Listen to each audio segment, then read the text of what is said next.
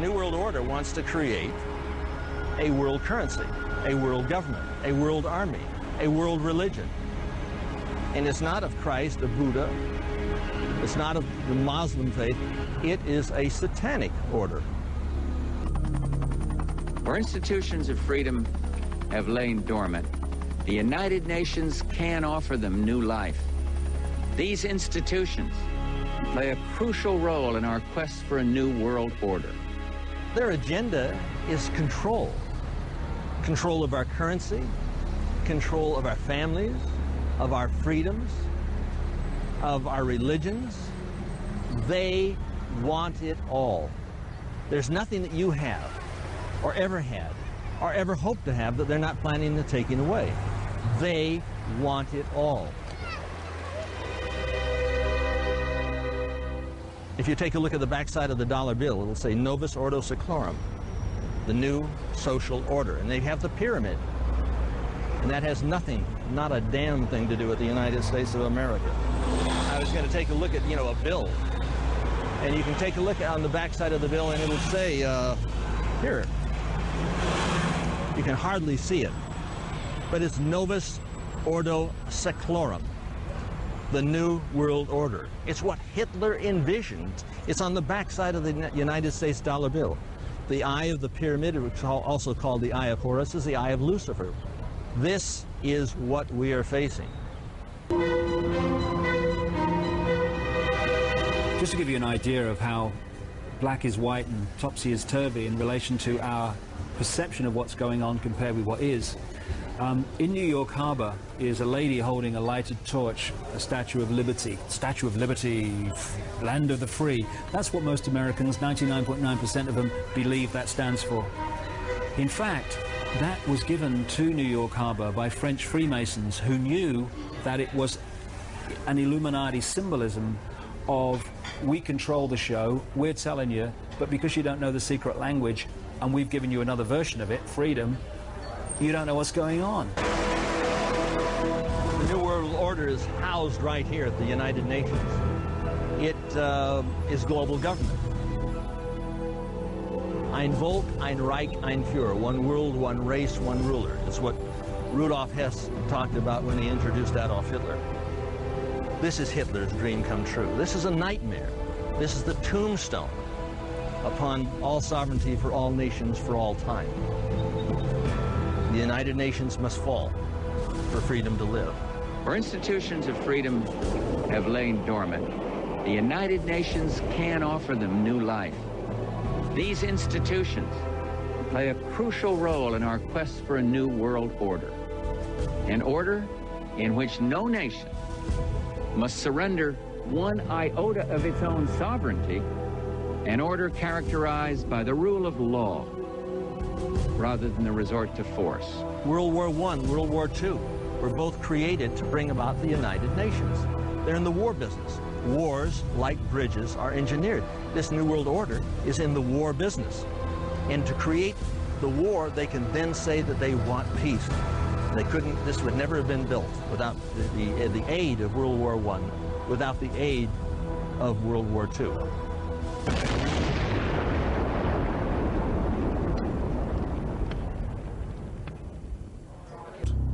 Hundreds of anti-capitalist protesters are in Washington to try to disrupt meetings of the World Bank and the International Monetary Fund. At every street corner around the IMF and the World Bank, the demonstrators have set up human chains to stop the meetings taking place. What is the Bohemian Grove? Well, it's a kind of summer camp for the powerful. Among its members, political figures like Gerald Ford, President Reagan, Vice President Bush, Richard Nixon is a Bohemian. Each year, guests like Henry Kissinger or Zbigniew Brzezinski address members on their areas of expertise.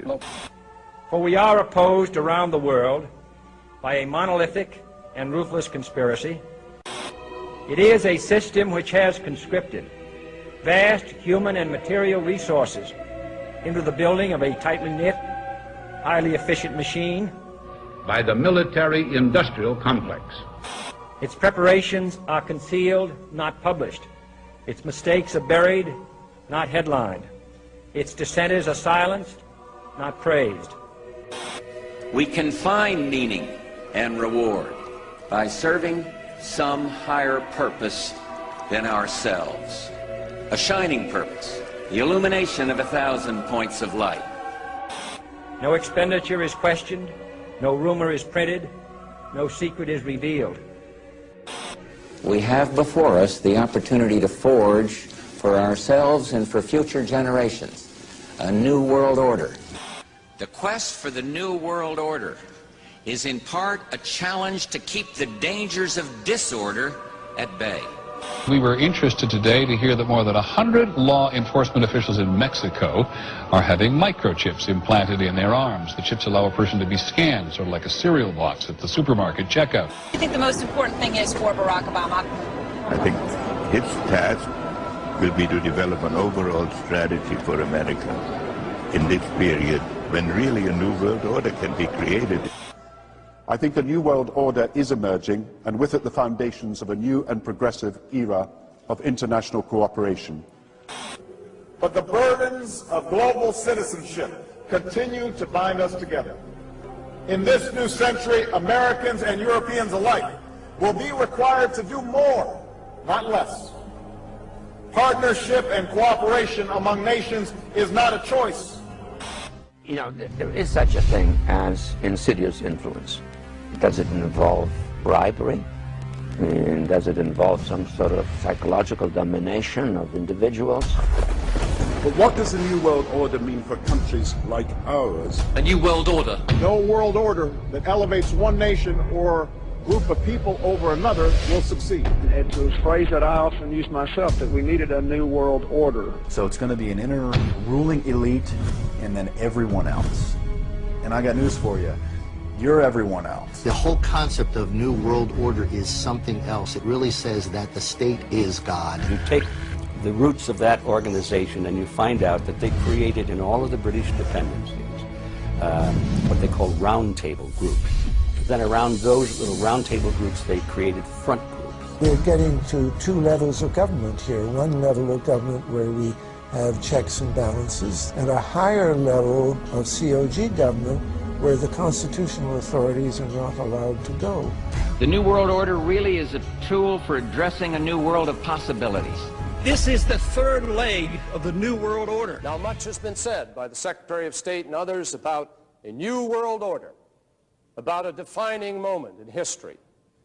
I have no doubt about the potential of this moment to be defining in terms of history, but that definition can be negative as well as positive. And how negative or positive it will be will depend on what kind of new world order we really create. Can it truly be said that the United States of America, trading off better treatment to China for an abstention on a vote, cozying up to Syria with its record of support for terrorism, or making promises to other countries in exchange for a hold your coat, you go ahead and take the risks and casualties endorsement, can it truly be said that these create a new world order?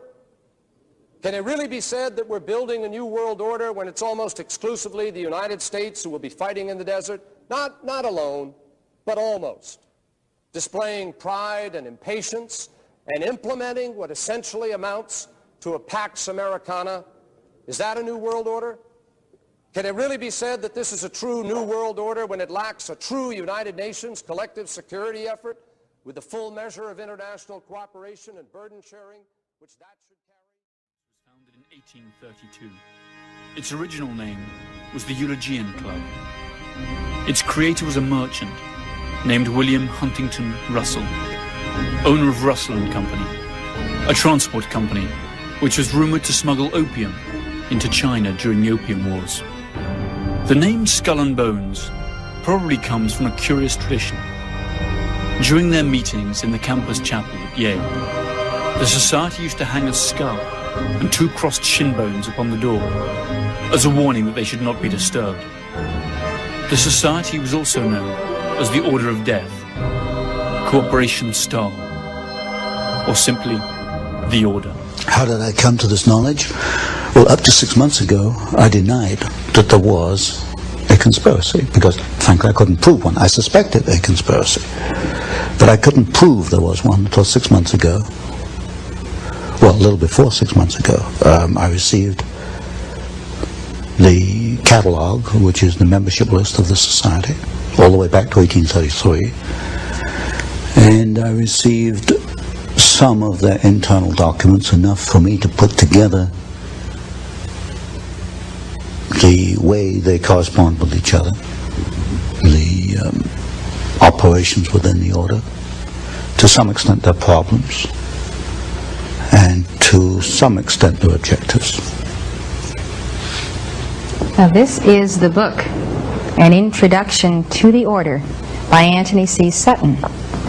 It has a skull and bones on the front and 322. What is the skull and bones, the secret society? It's so secret we can't talk about it. What does that mean for America? The conspiracy theorists are going to go I'm wild. sure they are. I don't know. I haven't seen the web. Number 322? First of all, he's not the nominee. And, look, I look forward... Are you prepared to lose? No, I'm not going to lose. You both were members of Skull and Bones, a secret society at Yale. What does that tell us? Not much, because it's a secret. Is there a secret handshake? Is there a secret code? I wish there were something secret I could manifest. 322, a secret number? There are all kinds of secrets, Tim, but one thing is not a secret. I disagree with this president's direction that he's taking the country. We can do a better job, and I intend to do it. And we'll be watching. Be safe on the campaign trail. John Kerry, thanks for joining us. And we'll be right back. The tomb has a dark, labyrinth-like layout that spans 3 floors and an attic. It compromises a number of halls and secret cabinets, chambers with mannequins in full armor, candlesticks, old photos, flags and manuscripts, and a sinister collection of bones, supposedly belonging to historical figures, including the skulls of Mexican revolutionary Pancho Villa and the Indian chief Geronimo, and even that of Panamanian dictator General Omar Torrijos. In the keep of the labyrinth, there is a vault with the enigmatic number 322 on the door. Inside, there are just 2 chairs and a table. This was where the candidates are said to meet Madame, a skeleton that is supposed to be that of Madame Pompadour. The 322 is an identification. The order has a temple on the Yale campus. Temple? A temple, yes. It's a building maybe this 50, 60 feet by 40 feet, maybe 40 feet high. There's no windows, 2 big steel doors. We know what the temple looks like because back in 1880s, a number of Yale students became a little unhappy about what was going on inside this temple. When they went by it at midnight, sometimes they heard strange noises and all kinds of rumors on the Yale campus as to what this might be. Then to the right, you have a hedge, and then you have an evergreen tree. If you follow that line straight back, courtyard's in there. Ah, okay. So that's where they have the ceremonies in the outdoor part of it. Part of it was indoor, so we only got to see the outdoor part. Right. We only got and to listen to the outdoor part. God only knows what went on indoors. And what did you hear? What was it you know? You managed to get this unique it was access to it. disgusting. It was gross. I mean, they were pretending to murder people. And What was the tone of it, though? Was it jokey or was it quite... No, it wasn't jokey at all. It was sick. It's about the only way I can describe it. It was sick.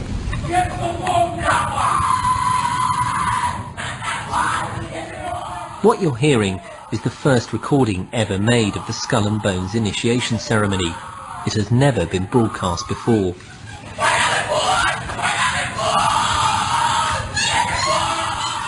15 new members of the club are being introduced into the macabre rituals of Skull and Bones by the senior students who are about to graduate. The club has what some might see as a strange fascination with death, skulls and bones. There's the chants too, difficult to hear first of all, but including the devil equals death and death equals death.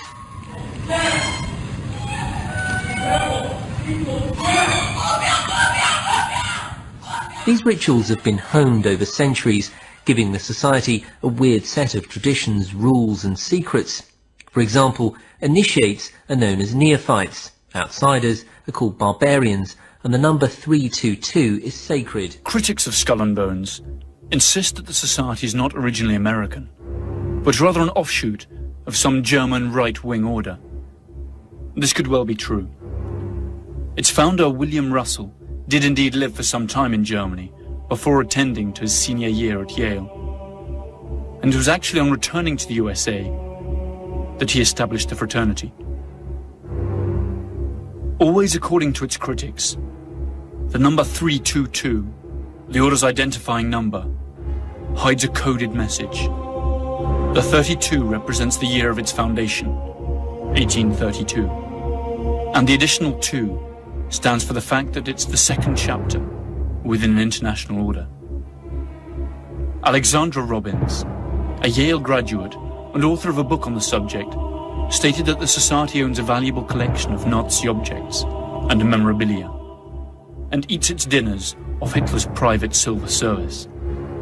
A large part of their liturgy is written in German. Who was the fool? Who was the wise man, beggar or king? Whether poor or rich, all's the same in death. There was a break-in to the temple, and the students who broke in cataloged what they found, and they made a drawing, a design of the interior of the temple. And 3 of the rooms are numbered. One is 322, one is 323, and one is 324. 322 is also, I suspect, the chapter number. And also in correspondence between members, they conclude their correspondence where you and I would conclude yours truly or yours sincerely. They conclude yours in 322. Why 322? There are several theories for this. One is that the order originated with Demosthenes, the Greek, in 322 BC. That's one theory. Another one is that it stems from the founding date in the United States, which was 1832. So really we have the last 2 numbers, 32, the second chapter, founded in 1832.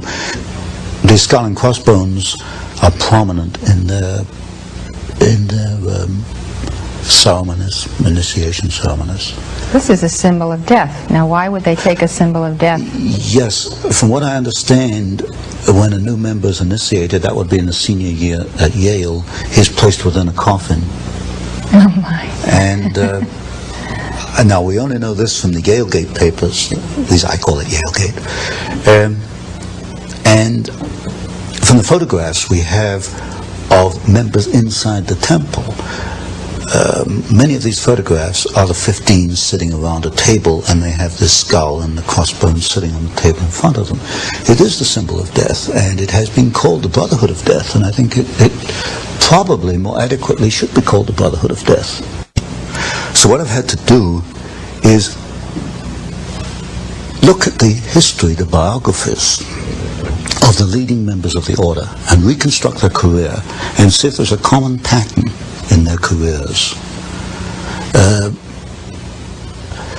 While doing that, I came across some interesting documents. Some members apparently are not too happy once they become involved with this after 10 or 20 years. One member in particular left a memorandum. He wrote it in 1932. It was buried away in his papers. I don't think anybody found it before I did. And it was a 6-page memorandum on the order, naming some of the members, and said it was the most sordid thing ever happened in the history of man. So, but to come back to my point, I have to reconstruct the objectives. What are the objectives? In the words of one member, might is right. If you have the power, you use it to achieve your objectives. What is the objective?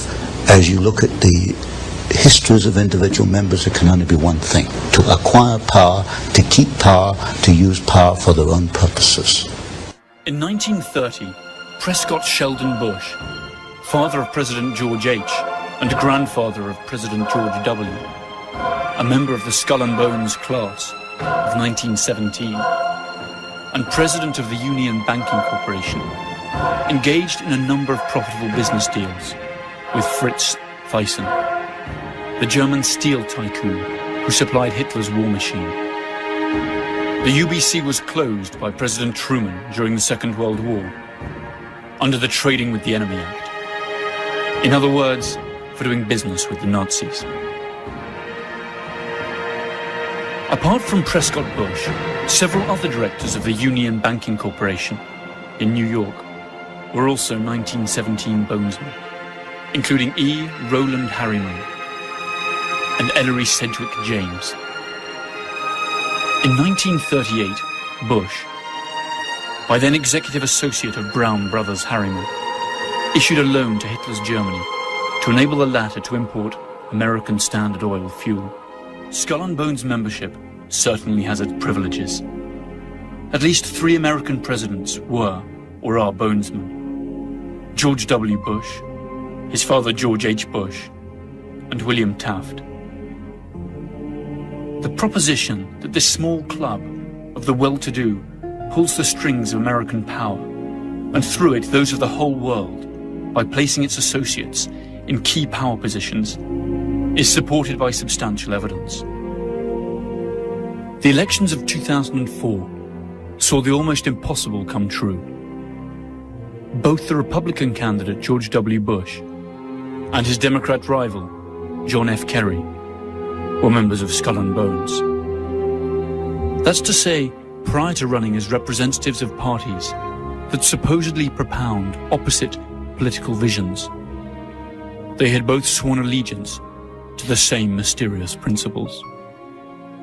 And what's worse, they share secrets that are not known to their own constituents. Each year, only 15 students entering their senior year at the University of Yale are admitted. The candidates must have been tapped by those senior classmen of Yale University who make up the current membership. The criterion for selection also includes the candidate's potential to increase the power and prestige of the society. 2 votes against the candidate are enough for him to be rejected. During their initiation, candidates must recount all their sexual exploits. Finally, they are expected to perform various oaths, kiss some feet, and drink blood.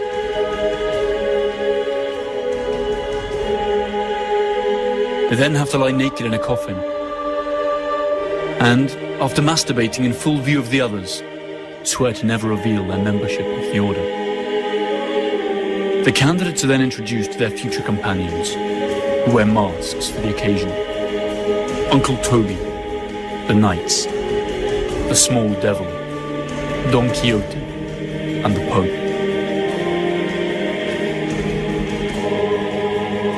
Their ceremony ends with a grand party that lasts for hours. Breed, exactly. Now, Tony, what has this breed done? What are their chief accomplishments in molding domestic and foreign policy and actual events in American history since their founding at Yale? One is they have acquired enormous political and financial power. You'll find representatives of the order in politics. What have they done with this power? What has happened to America that would not have happened had they not been the order? Creation of war and revolution. Specifically, which ones? You have documents on that? The third book in this series, which I'm bringing out, takes 2 wars and 1 revolution. Well, 2 revolutions and 1 war. World War II, the Bolshevik Revolution, and the rise of Hitler, which I call a revolution in Germany. We can find the order behind the Russian Revolution, the Bolshevik Revolution. We can find behind the rise of Hitler. We can find in the maintenance of both of these systems, the transfer of technology to both. Since you've already proven that Wall Street is behind the Bolshevik Revolution and the rise of Hitler, now you're proving that the order is behind Wall Street. Exactly. Now, who's the key figure in the order or figures that mold Wall Street? In order of dominance, Averell Harriman, partner in Brown Brothers Harriman. Stanley of Morgan Stanley. It used to be J.P. Morgan, then it became Morgan Stanley. Those 2 are the key. Now, what did the order want to accomplish in the Bolshevik Revolution? You create opposing forces which you place in conflict. Out of conflict, you've got profit, you've got political power, and you can direct history. And if you look at the writings, for example, of the Trilateral Commission, they talk openly in the Trilateral Commission about managing conflict, not solving conflicts, but managing conflicts. Conflict management, that's the cry. So they got the profit, the power, and the management. Where do they want to steer history through the Bolshevik Revolution? They wanted to set up, and they did, two opposing forces. Out of that came World War II. There were logical steps in the process. They used the same bank, Guaranteed Trust Company, as the conduit for the financing of Hitler, and also as a conduit for financing, and also the early days of the Russian Revolution. In fact, in Russia, Soviet Russia in 1923, a vice president of Guaranteed Trust Company was the foreign director of the Roscom Bank, which was the first Soviet overseas bank that was set up. They were that close in those days. You'll get a very close relationship between the early Hitler days and members of the order, which is in the third book. By the end of the 1980s, the scandal concerning the Bank of Commerce and Credit International was making the headlines. The BCCI was accused of laundering drug money and financing terrorist operations. The scandal tarnished the reputation of the US government, since the bank operated freely in America and was a regular contributor to political campaigns. The administration of Bonesman George H. Bush blocked the investigation, which had in any case been entrusted to a Senate commission chaired by Bonesman John Kerry. The BCCI was absorbed by more respectable banks, and the subject was never revived. The government of the world's only superpower is packed with bonesmen. George W. Bush named 11 bonesman officials in his first government. Add to this various senators, congressmen, and chief justices, directors of the CIA, the Federal Reserve, and directors of banks such as J.P. Morgan Chase and Morgan Stanley Dean Witter. The American media is little different. Among others, Time and Newsweek magazines, in theory competitors, were both founded by bonesmen. The oldest and most influential families also belong to this select club. Bush, Bundy, Harriman, Lord, Phelps, Rockefeller, Taft, Whitney. All of them have undergone the odd ritual of initiation. All have spilled their darkest secrets. All have been ritually humiliated in front of their peers. And all of them owe loyalty to the order. It is estimated that there are some 800 bonesmen alive today, around half of them active and in key positions in the American economy and political establishment. Of America happen to be their own best interests as well. I have never seen anything in their literature which leads me to believe that they have our individual rights in their hearts. What I do see in the literature and in the documents is a ruthless drive to acquire power for themselves.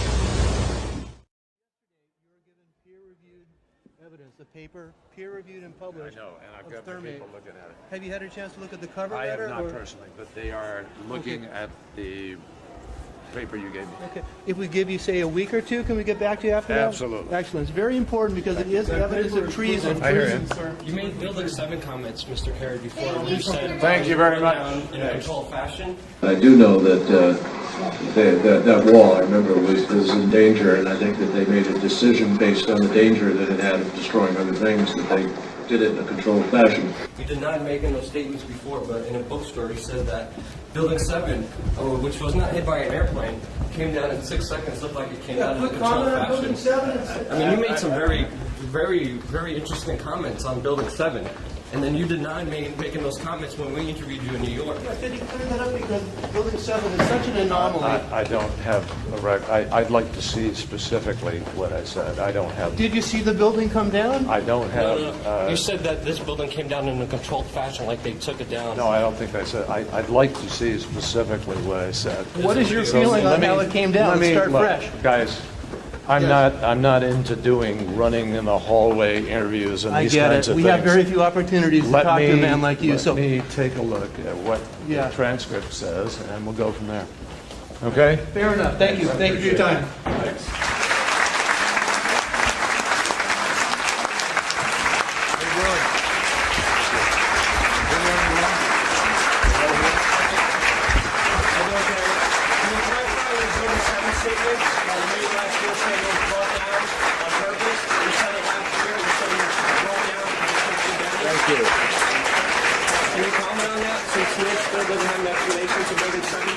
Thank you very much. Sir, right here, please. All right, you got it? Sir, right here.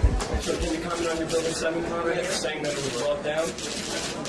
And then this further explanation of building 7, there's a lot of heroes who have testimony. I don't have any idea what you're talking about. Building 7, sir?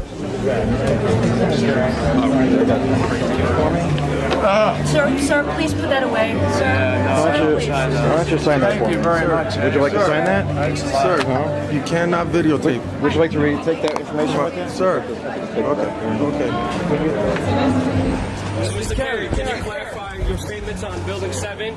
There's not 11 heroes that support your statement that it did come down in a controlled fashion, sir. Kevin McPadden, of course, responded.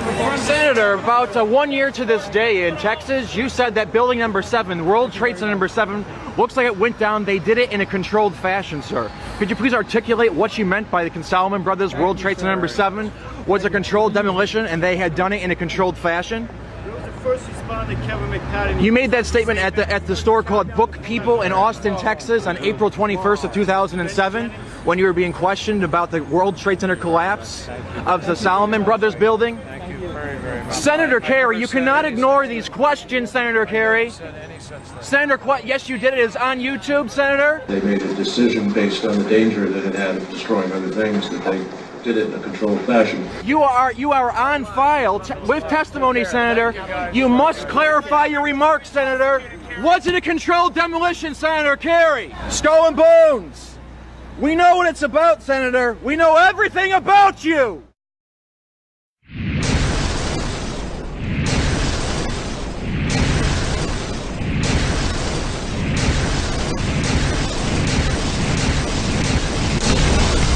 As if a demolition team set off when you see the old demolitions of these old buildings. It looks like one of those scenes of an old building being purposely damaged. People to go and do the same thing and go to their police, tell them about today, give them the evidence.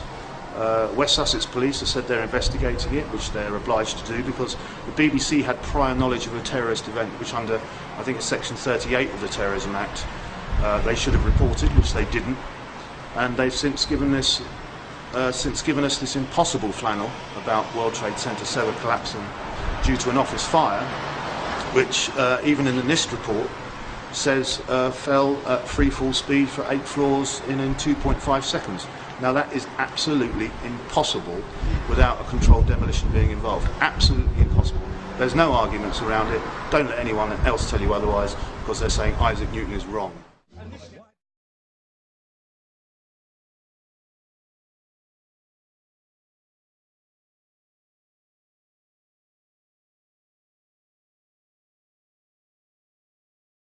Can you believe what you have been seeing on CNN today, ladies and gentlemen? Can you believe it?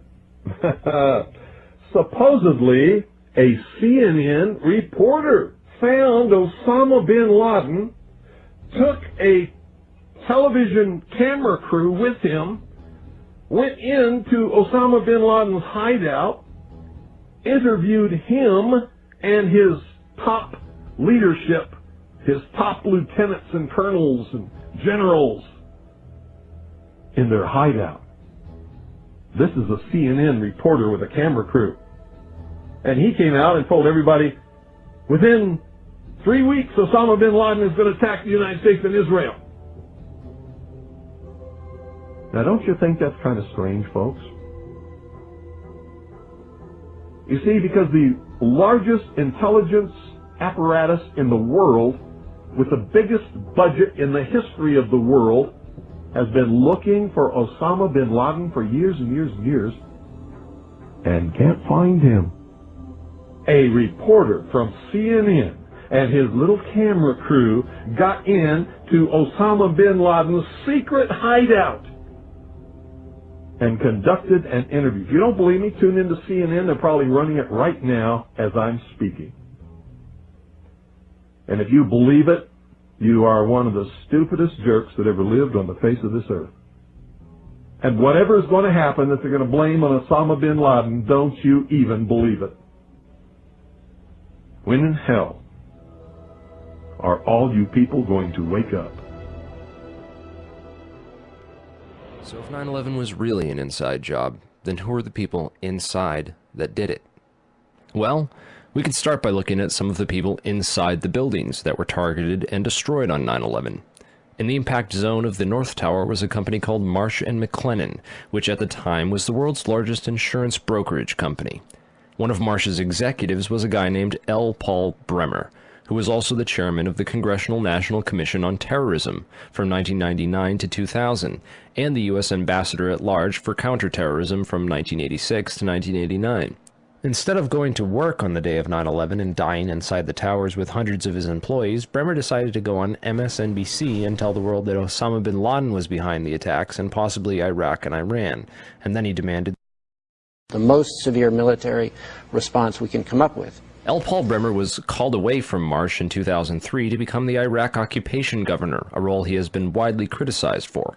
So Bremer not only worked inside the buildings, but had offices directly in the impact zone of the South Tower where Flight 175 would hit. He missed work on 9/11 to give us the official story on national television, and went on to be the Iraq occupation governor. You really can't get more connected to 9/11 than that. Oh wait, you can, sorry. I forgot to mention that Bremer was also the former manager for Kissinger Associates. He was a member of the board for Akzo Nobel, the parent of International Paint Company, which produced a fireproofing application for skyscrapers called Interchar. Bremer was also on the International Advisory Board for the Japanese mining and machinery company Komatsu, which at the time had been involved in a joint venture agreement with Dresser Industries, the oil services intelligence front where Prescott Bush Sr. and George H.W. Bush got their start with Neil Mallon. Anyway, the Komatsu Dresser mining division operated from 1988 to 1997, and in July 1996 it patented a nanothermite demolition device that could, quote, demolish a concrete structure at high efficiency while preventing a secondary problem due to noise, flying chips and dust, and the like. As many of you know, residues of thermite, a highly energetic chemical mixture, have been confirmed in samples of World Trade Center dust, and the use of thermite at the World Trade Center was also revealed by environmental data. See the description for more links and sources. But wait a minute, it would have taken tons of this stuff. How could they get it inside the buildings and put it into place without anyone finding out? This would have taken hundreds of people. Someone would have talked by now. It just doesn't make any sense. Well, who ran security for these buildings? Marvin Bush's company Securicom Stratesec did, up until 1998, when that role was handed off to Kroll Associates. Yet Stratesec still retained security contracts that didn't expire until the day of 9/11. Both these companies have a suspicious cast of characters working for them. Bush's cousin, Wirt Dexter Walker III, was the CEO of Stratesec with a long history as a manager for CIA front companies, such as Glor Forgan. The corporate operating officer of Stratesec was a guy named Barry McDaniel, who came from BDM International, where he was a vice president of material distribution and management systems. He also had a history of involvement with black projects. Securicom Stratesec also ran security at Dulles International Airport, where Flight 77 into the Pentagon was hijacked out of, and also had contracts with United Airlines. They also ran security at Los Alamos National Laboratories during the time period that nanothermite was first being developed there. Then there's Kroll Associates, also known as the CIA of Wall Street. Kroll's managing director was a guy named Jerome Hauer, who, like L. Paul Bremer, survived the 9/11 attacks by going on national television to give us the first accounts of the official story. Before anyone knew it was happening, these guys apparently had it all figured out. In addition to being managing director for Kroll, Jerome Hauer was the national security advisor with the National Institute of Health, which managed the government response to the anthrax attacks shortly after 9/11. On the day of 9/11, Hauer advised the White House to start taking Cipro, an antibiotic effective against anthrax, and then strangely a week later, 2 senators and several people in the media who had been calling for an investigation into the 9/11 attacks were mailed anthrax and told to shut up. apparently by members of Al-Qaeda, who later turned out to be a bioweapons researcher at U.S. AMRID in Fort Detrick, Maryland, named Stephen Hatfill, who had worked with Jerome Hauer for a company called SAIC. Scientific Applications International Corporation, a defense contractor with expertise in thermite-related technologies, played a large part in the NIST World Trade Center investigation. A few other names and companies inside the Twin Towers also worthy of further investigation include Craig Stapleton, who is married to Bush's cousin Dorothy Walker Bush. Stapleton was the president of Marsh Real Estate Advisors from 1982 to 2001. He was a member of the board of directors for Cendant, that was charged with massive accounting fraud in 1998, and went on to join Winston Partners, a privately owned investment firm founded in 1993 and led by George W. Bush's brother Marvin. Other very powerful and well-connected people worked in senior management at Marsh. These included Stephen Friedman, a senior principal at Marsh Capital and former partner at Goldman Sachs, who later became George W. Bush's top economic advisor. Friedman was also a member of the Brookings Institution, the Bilderberg Group, the Foreign Intelligence Advisory Board, and the board at In-Q-Tel, the investment firm founded by the CIA in 1998. In-Q-Tel invests in state-of-the-art technologies related to defense and intelligence work, including nano and chemical technologies, according to its website. In another interesting coincidence, Friedman belonged through Cornell University to a secret society called Quill and Dagger, the membership of which includes Paul Wolfowitz, Sandy Berger, and Stephen Hadley. Wolfowitz, the neocon Deputy Secretary of Defense in the Bush administration, was the author in 1992 of the Wolfowitz Doctrine of preemptive warfare. He also made comments about a surprise-like Pearl Harbor months before 9/11 and met with Pakistani ISI General Mahmoud Ahmed in the week before 9/11. Berger, the national security advisor to President Clinton, was later caught stealing documents from the 9/11 Commission investigation. Berger was also the boss of White House counterterrorism czar Richard Clarke, and together with Hadley, who was Condoleezza Rice's deputy, was responsible for delaying or obstructing Clarke's plans to stop al-Qaeda in January of 2001. Jeffrey Greenberg resigned from Marsh & McLennan after being accused of serious financial crimes. The first plane of 9/11 flew directly into his company's secure computer room in the North Tower. Jeffrey Greenberg is a member of the Brookings Institution and the Trilateral Commission. Jeffrey Greenberg rose quickly through management at Marsh, having come there directly from AIG in 1995, and then becoming CEO just 4 years later. At Brookings, Greenberg hobnobbed with Lee Hamilton, co-chair of the 9/11 Commission. There's also Jim Pierce, another Bush cousin, who was managing director of Aon Corporation, who, according to the NIST report, modified unknown sections of Floor 83 in the South Tower in 1997. Jim Pierce had arranged a meeting on the 105th floor of the South Tower for that morning. Pierce survived that day, despite the fact that 12 people came to the meeting in the South Tower and 11 of them died. The location of the meeting had been changed the night before to the Millennium Hotel, where Pierce watched the South Tower as it was hit by the aircraft. Apparently, the meeting attendees were not all notified of the change in location. Another interesting character is Joseph Kasputis, of Baseline Financial Service, which occupied the impact zone of the South Tower on floors 77 and 78, where United Airlines 175 impacted. Kasputis has a history of being well connected to the highest levels of government, as well as to the defense and intelligence industries. Kasputis worked from 1972 to 1977 for the U.S. Department of Commerce and Defense. He was also the deputy director of Nixon's White House task force that dealt with the Arab oil embargo of 1973, and was instrumental in the creation of the Department of Energy. Kasputis went on to run a large corporation called Primark that had offices in both towers on 9/11. One of the subsidiaries of Primark, the Analytical Sciences Corporation, TASC, worked with so-called black or top-secret programs. TASC also worked closely with the National Institute of Standards and Technology. Kasputis was also a member of the Logistics Management Institute, LMI, whose members included Paul Kaminsky of In-Q-Tel and General Dynamics, Charles DiBona of Halliburton, Skull and Bones member Joseph Samuel Nye, and Michael Daniels of Scientific Applications International Corporation. LMI's self-proclaimed role is advancing the science of government. Kasputis' connections to the DOE from 1977 through at least 1997 are interesting, considering that the DOE was developing thermite ignition devices as early as 1983. Joseph Kasputis went on to become the CEO of Baseline Financial Services, which was directly in the impact zone on the 78th floor of the South Tower. According to NIST, Kasputis' Baseline Financial modified the southeast corner of Floor 78 in 1999, exactly where the aircraft hit on 9/11. Floors 77 and 78 were upgraded for fireproofing in June and April of 1998, respectively. Another company of interest on Floor 91, just above the impact zone for the South Tower, was Washington Group International. This company was known primarily as a construction and mining firm, and it had just acquired Raytheon Engineers in July of 2000. In 1996, Washington took over Morrison Knudsen, an engineering and construction firm that had a history of working on large-scale projects around the world, including in China, Iran, Afghanistan, and Saudi Arabia. The Army Corps of Engineers hired Morrison Knudsen to demolish over 200 buildings in 1995.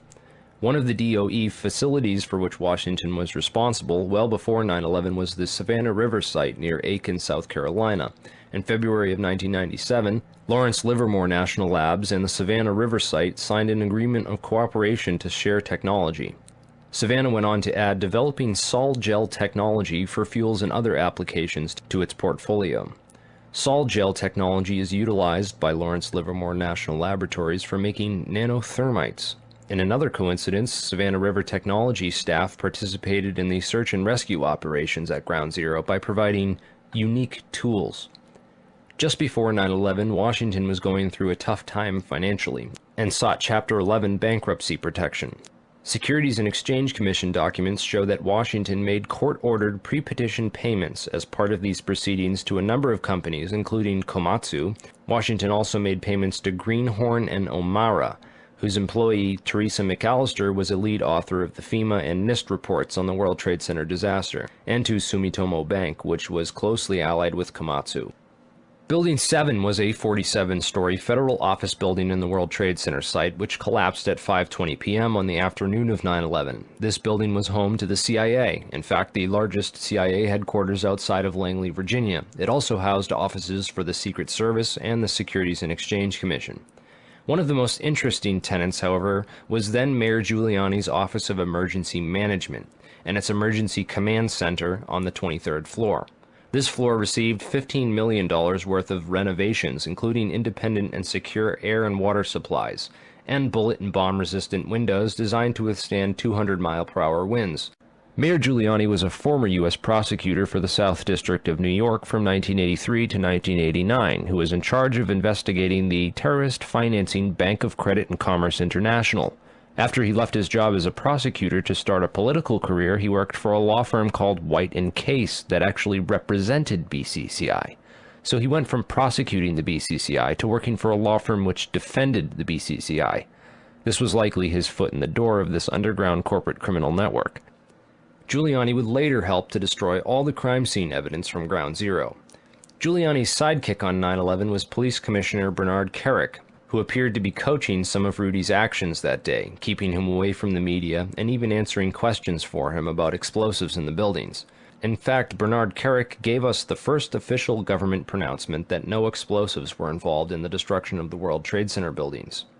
Kerik's department was also the same one that found that pristine, completely undamaged hijacker's passport, which survived a plane impact, and Fireball, which destroyed 2 titanium black boxes and 3 towers. Yeah, Kerik would later receive a nomination from President Bush to become Director of Homeland Security, which he declined for personal and political reasons, and instead took a job training the Iraqi police force in Iraq alongside L. Paul Bremer. Both men are credited for turning Iraq into the unwinnable quagmire it is today. In February of 2010, Kerik was sentenced to 4 years in federal prison for conspiracy and fraud charges, unrelated to the crimes of 9/11, unfortunately, but it still goes to show you what kind of person he is. Definitely the kind of person you'd want inside the New York City police force during a staged event like 9/11.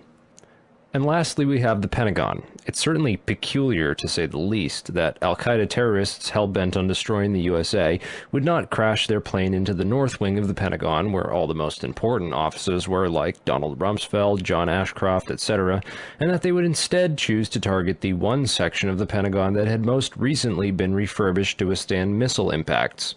It's also interesting to note that the company which completed the $258 million refurbishment to Wedge 1 of the Pentagon was also hired as a contractor to clean up Ground Zero in New York City. Wedge 1 also coincidentally housed the Pentagon's Budget Analyst Office, where DoD staffers were working on the mystery of the $2.3 trillion that was reported missing by Defense Secretary Donald Rumsfeld in a press conference the day before 9/11. The Pentagon's comptroller in charge of that money at the time was an interesting fellow named Dov Zakheim, a member of the Council on Foreign Relations, the International Institute for Strategic Studies, and a contributor to the neocon think tank Project for the New American Century. Zakheim helped write the PNAC document Rebuilding America's Defenses, in which he is credited for the line which states, "Further, the process of transformation, even if it brings revolutionary change, is likely to be a long one, absent some catastrophic and catalyzing event, like a new Pearl Harbor." Several members of the Bush administration, including President Bush himself, would later refer to 9/11 as a new Pearl Harbor. If anything, the individuals and organizations outlined in this video are at least as suspicious as the 19 hijackers themselves.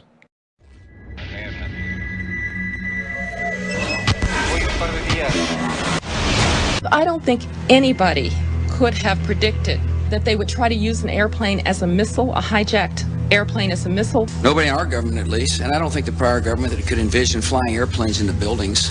No specific threat involving really domestic operation or involving what happened, obviously, the city's airliner and so forth. There were no warning signs that I'm aware of. USA Today reports that in the 2 years before the attacks on September the 11th, NORAD conducted exercises using hijacked airliners as weapons. And one target was the World Trade Center.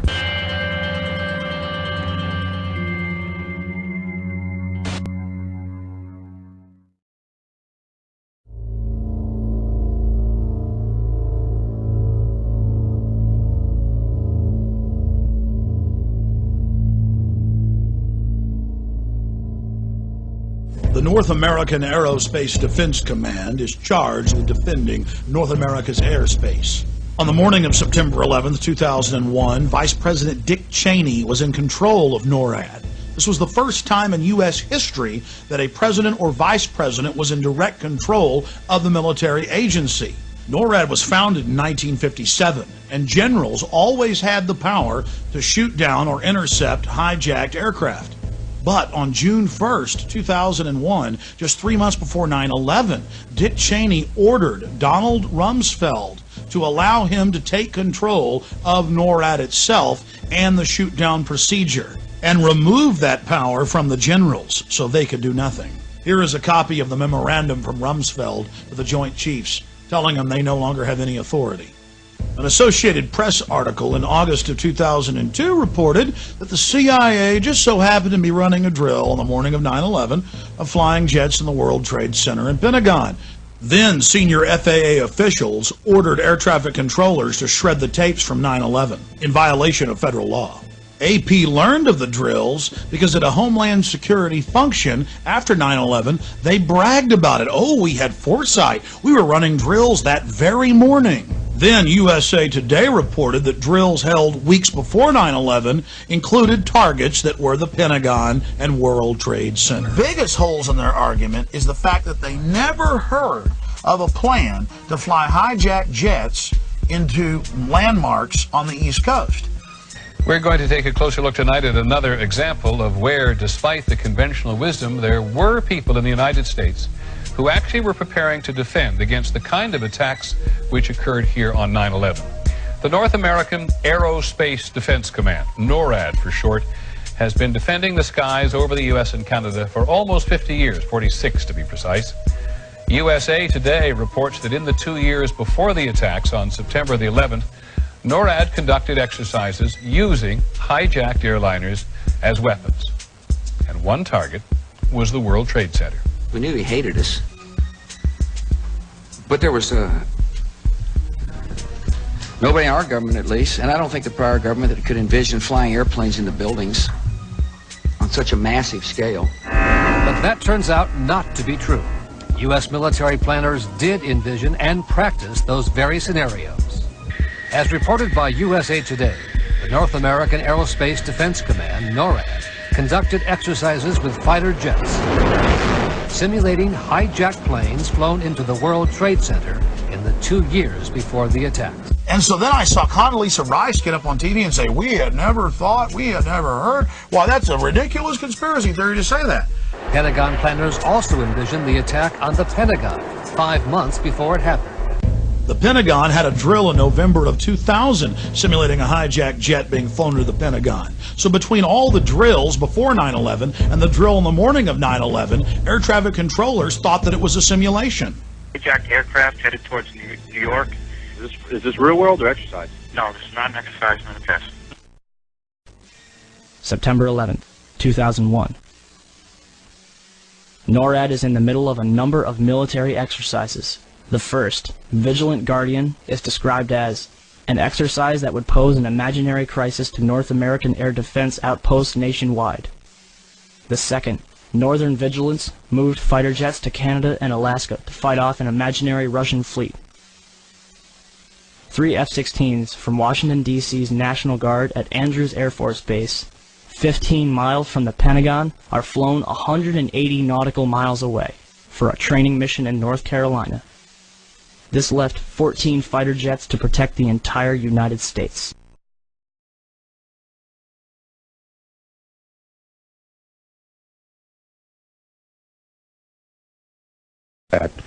I wanted to focus just a moment on the Presidential Emergency Operating Center.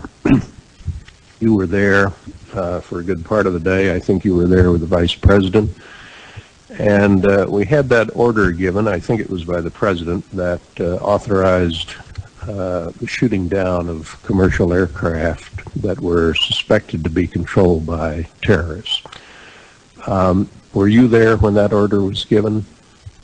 No, I was not. I was made aware of it during the time that the airplane coming in to the Pentagon. There was a young man who would come in and say to the Vice President, the plane is 50 miles out. The plane is 30 miles out. And when it got down to the plane is 10 miles out, the young man also said to the Vice President, do the orders still stand? And the Vice President turned and whipped his neck around and said, of course the orders still stand. Have you heard anything to the contrary? Well, at the time I didn't know what all that meant. And the flight you're referring to is the flight that came into the Pentagon.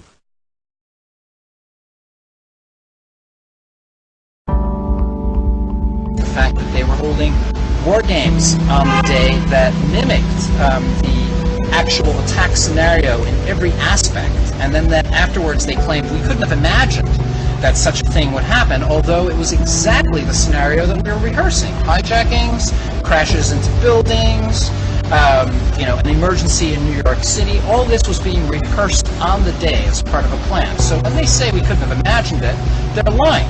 We've now found out that there were 15 exercises going on that day involving all the fighter jets in the northeastern portion of the United States. What are the odds of that occurring? Supposed to believe in some kind of coincidence, there was also an anti-terrorist drill going on 7/7. And again, just like 9/11, they were talking about attacks on the same targets, the same kind of tube stations, and exactly the same time as the actual attack happened.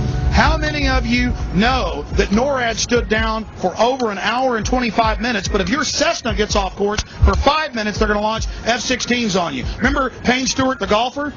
15 minutes after his jet got off track, they had F-16s all around him. But on 9/11, in the most controlled airspace in the world, they could do nothing about 4 jets. But it gets worse. Guess why NORAD stood down? The average people in the military are good folks. They were told it was a drill because the Associated Press reported, and the CIA's own website admits, that on the morning of 9/11, the CIA was running a drill of flying hijacked jets into the World Trade Center and Pentagon. It was just a coincidence. At 8:30 in the morning, there was a drill of the exact same thing happening, and so NORAD stood down.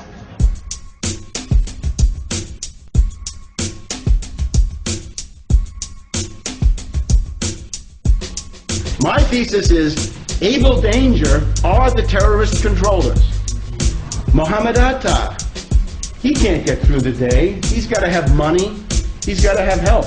Terrorist controllers, case officers, babysitters for Atta. The main consumer of Able Danger intelligence is Major General Jeffrey Lambert, Special Forces. And he tells them, he says, look, they have a chart with all these Al-Qaeda characters, including Atta, before the fact. And he gets these yellow Post-it notes, and he puts one on Atta's face, saying, that reminds you, you can't share information about him. So they knew exactly who these people were, of course, because they were telling them what to do. Every year there's a drill called Able Warrior, and the theme is only one thing, anti-terrorism. Now if you look at the way that they do this, they have drills in binary pairs. One side pretends to be the defenders, and the other side pretends to be the attackers, okay? So if Able Warrior are the defenders, anti-terrorism, what's Able Danger? Able Danger is a troop of attackers to be used to simulate attacks during anti-terror drills. In other words, those double agents are there as actors, if you like, in normal drills, but then at a certain point, wham, the drill goes live and something happens.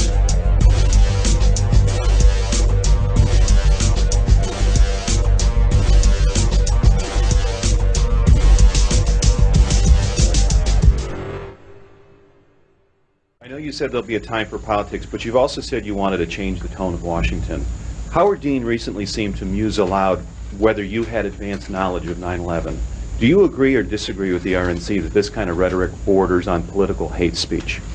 Yeah. Look, there's time for politics. And, you know, it's time for politics. And it's an absurd insinuation. In that case, sir, can I follow up on something unrelated? And then you gonna mess with that nasty ass trap? Maisha, I never noticed she was a man. I never did. I believe that our education, like such as in South Africa and the Iraq, everywhere like such as.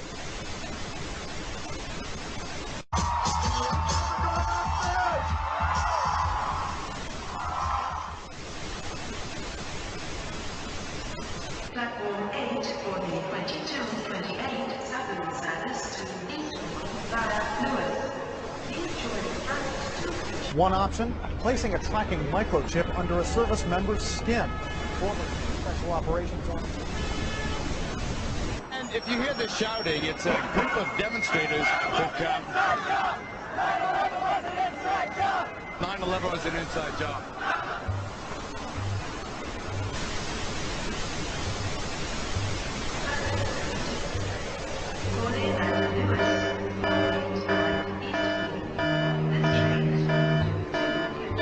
It's no longer a theory. What I'm about to say is fact. The secret organizations of the world power elite are no longer secret. They have planned and are now leading us into a one-world communist government. Well, there have been extraordinary scenes in Berlin tonight as thousands of people gathered to hear Barack Obama deliver key foreign policy speech on his current European tour. The Democratic presidential hopeful laid out his vision for America's place in a new world order, in a new world order, in a new world order. It's not a new idea. President Bush talked about it back in 1991. It is a big idea. A new world order. President Bush said, and it's a phrase that I often use myself, that we needed a new world order. There's a need for a new world order. I call upon all states to join ranks in order to found the new world order of the 21st century. We have before us the opportunity to forge for ourselves and for future generations a new world order. When we are successful, and we will be, we have a real chance at this new world order. And people talked then, in 1990, of a new world order. And the question for us is how we meet and master all these challenges to ensure that Britain enhances its competitiveness in the process and realizes what I believe is our destiny of success in this new world order. So, in conclusion, ladies and gentlemen, a new world is emerging. It is a new world order with significantly different and radically new challenges for the future. And people better understand that they mean exactly what they're saying. It's a new world order they're trying to create, and they're trying to do so not only without approval or consent of the government in this country, but despite the popular will. This is a straightforward assault by the elitists in this country. There is a global meltdown coming. It is a global depression, and one world currency and one world financial system is the end game. China said last week they want one global currency. France said yesterday or the day before that they want one world order, a new world order, at the end of this event. Gordon Brown will today call on fellow world leaders to seize the opportunity created by the worldwide economic crisis to create a truly global society. The Prime Minister will use a high-profile speech in the City of London to say that Britain, the US and Europe should join together to create a new, stronger and more just world order. This engineered collapse is there as a massive problem for which you offer the solution, and the solutions are the infrastructure we've been predicting all this time, including the world central bank. The goal of this manipulation, and has been for a very long time, is to get the world population to see as a good idea, or the only option in given circumstances that are manipulated into place, the creation of a one world government, a world central bank which would administer all financial transactions on the planet, a world currency, and a microchipped population linked to a global computer. The wealthy elite who have the money and the power know that if they can create a one world global social system, that they can control the central authority. In other words, world control, world domination.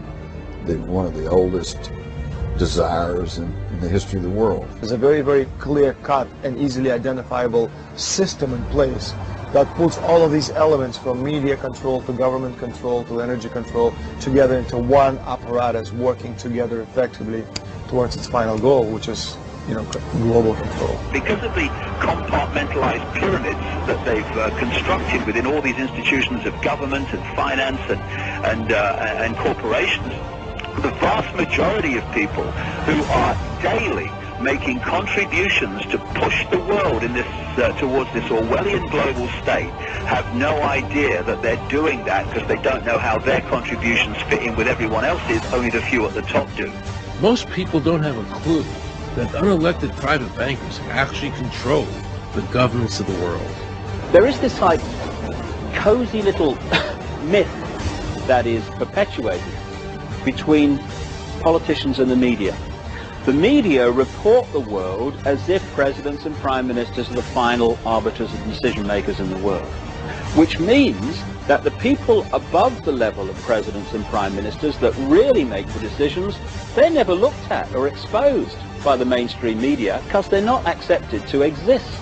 The central bankers of the world are working together to create a one-world government. A global police state as sinister as anything George Orwell ever wrote about, where every person on the planet Earth will have an RFID chip implanted. It is the first implantable microchip for humans that has multiple security, financial, and healthcare applications. More than 100 law enforcement officials in Mexico are having microchips implanted in their arms. The chips allow a person to be scanned, sort of like a cereal box at the supermarket. Just like the microchips implanted in the necks of dogs and cats, allowing lost pets to be identified, this glass capsule can do the same for humans.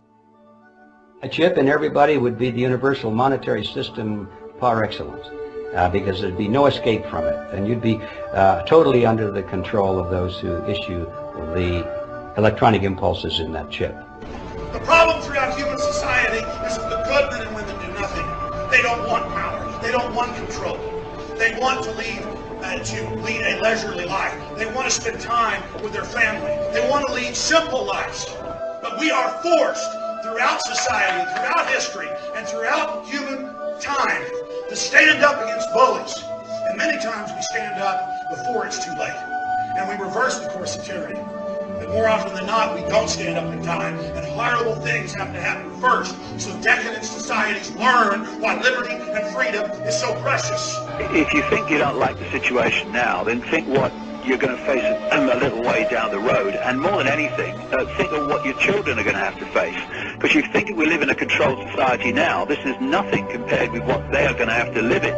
So in terms of parents who are listening to this information, I would say this: go and look your children in the eyes and tell them that you can't be bothered, or you're too frightened to do anything about it. You're too frightened to get involved, in being another conduit for getting this information further and further expanded into the public mind.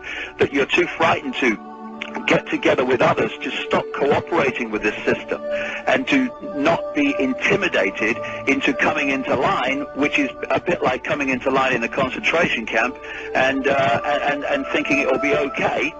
As long as you stay in line and you do as you're told, you'll be fine. And then you realize at the end of it, well, actually, it ain't fine. And if you'd have all rebelled earlier, then you wouldn't be in the situation you're facing now. The point of mathematics alone ought to let us see where the real power is here. There are billions of people, 6 billion, nearly getting on for 7 billion on this planet, who are being manipulated. There are, in full knowledge of what they're doing, a relative handful of those who are doing the manipulating to the end that we're talking about. They think they've beaten us. They think that they're going to have their way with us. And I'm here to tell them they're not going to have their way with us. We are going to defeat them. You guys aren't going to be able to get away with your New World Order, sir. Talk about Bill. You know what New World Order is. You will never get a New World Order. Never. National sovereignty will prevail. The New World Order is going down, sir. You can laugh. Wake up, people. Wake up. Research the New World Order. This is important. Look it up. Investigate it. Your New World Order will fall. Humanity will defeat you.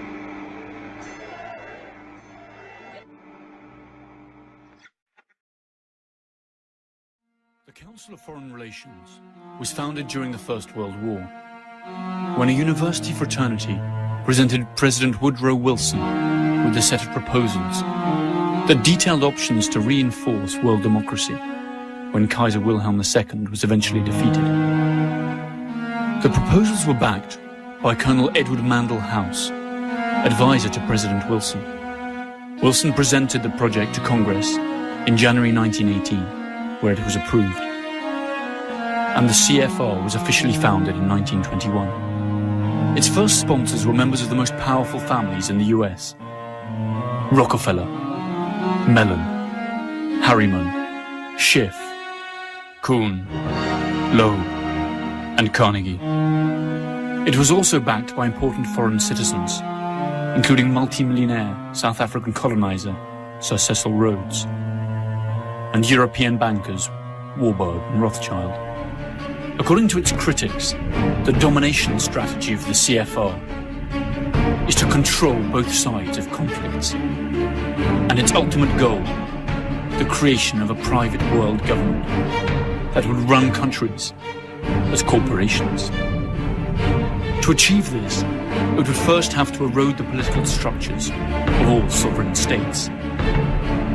Then it would have to foster worldwide socio-cultural standardization. And finally, it would have to impose a globalized financial system that it could control. Critics add that all of this would be achieved by provoking global conflicts that would keep the masses united against real or imaginary common enemies. Any similarity with reality is surely pure coincidence. We destroyed every silo for grain or anything else storing food in the whole country. We destroyed all the storage, processing of food plants throughout the country. Even dates, the world's biggest exporter of dates. Famous processing and packaging plants in Baghdad, deliberately destroyed. We didn't want them to be able to feed themselves for a long, long time. We're all aware of the famous little powdered milk plant.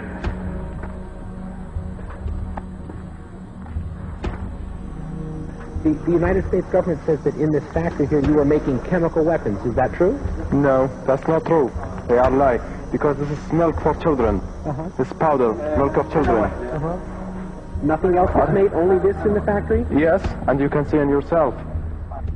With the only factory in the Middle East to produce powdered milk, they were producing about 17% of their powdered milk requirements. We destroyed that, cut off all the milk. The malnutrition of the mothers immediately jeopardized all of the infants. 70% of the pregnant women, even today in Iraq, suffer anemia.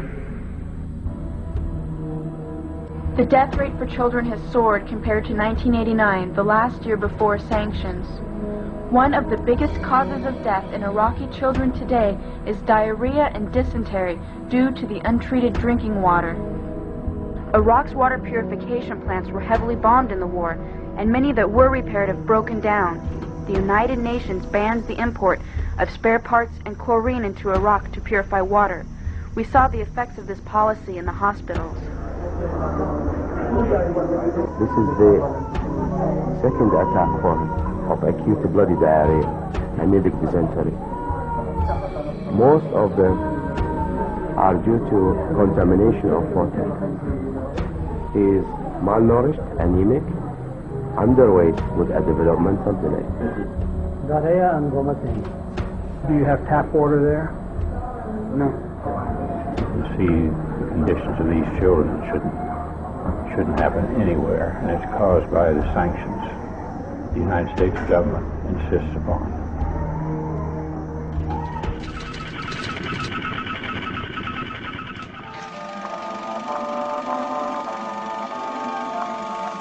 The year is 1917, and Representative Oscar Callaway enters a disturbing statement into the U.S. Congressional Record. The statement reveals why J.P. Morgan interests hired 12 high-ranking news managers. The 12 were asked to determine the most influential newspapers in America. They were to figure out how many news organizations it would take to control generally the policy of the daily press of the United States. The 12 found it was only necessary to purchase the control of 25 of the greatest papers. An agreement was reached. The policy of the papers was bought, and an editor was placed at each paper to ensure that all published information was in keeping with the new policy. Soon, that policy would be defined by a front group formed by J.P. Morgan and his colleagues. In fact, Morgan's personal attorney was founding president of the organization, the Council on Foreign Relations.